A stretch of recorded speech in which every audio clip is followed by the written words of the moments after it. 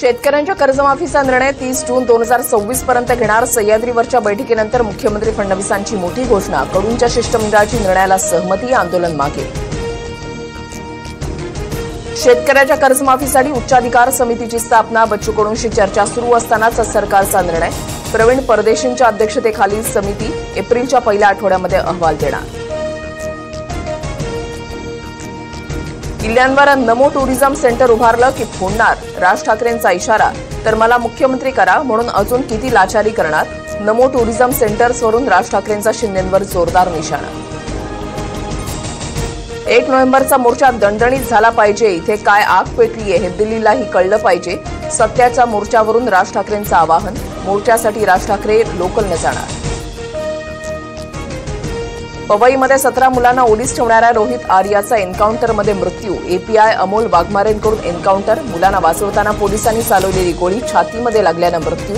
तपास गुन्हे शाखेकडे वर्ग. केसरकर शालेय शिक्षण मंत्री असताना रोहित आर्याकडून उपोषण. पीएलसी स्वच्छता मॉनिटर प्रकल्पासाठी केलेल्या कामाचं सरकारने 2 कोटी थकवल्याचा आरोप. तर कोणतीही थकबाकी नसल्याचं शिक्षण विभागाचं स्पष्टीकरण.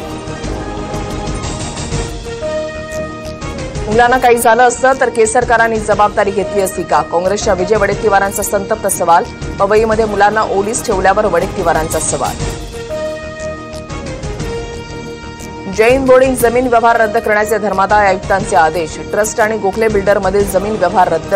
मात्र 230 कोटी रुपये आणि स्टॅम्प ड्युटीसाठी बिल्डरला सिव्हिल कोर्टामध्ये जावं लागणार.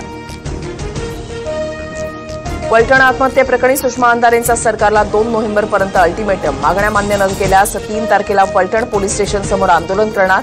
अंधारेंचा इशारा. रुपाली ठोंबरेंनी गुंड पाठवून हल्ला केला. महिलेला फेसबुक लाईव्ह करत आरोप. ठोंबरेंना राष्ट्रवादीतून निलंबित करा. माधवी खंडाळकरांची मागणी. रुपाली ठोंबरेंनी मात्र आरोप फेटाळले. राज्यात नाफेड आणि एनसीसीएफ अंतर्गत 15 नोव्हेंबरपासून खरेदी प्रक्रिया. 2025-26 मधील सोयाबीन, मूग आणि उडीद पिकाची हमीभावानं खरेदी करणार. नोंदणी प्रक्रिया सुरू. भारतीय महिला क्रिकेट संघाची विश्वचषकाच्या फायनलमध्ये धडक. जगज्जेत्या ऑस्ट्रेलिया संघावर भारताची 5 विकेट्सनं मात. विजयामध्ये जेमिमा रॉड्रिग्स आणि कर्णधार हरमनप्रीतचा मोलाचा वाटा.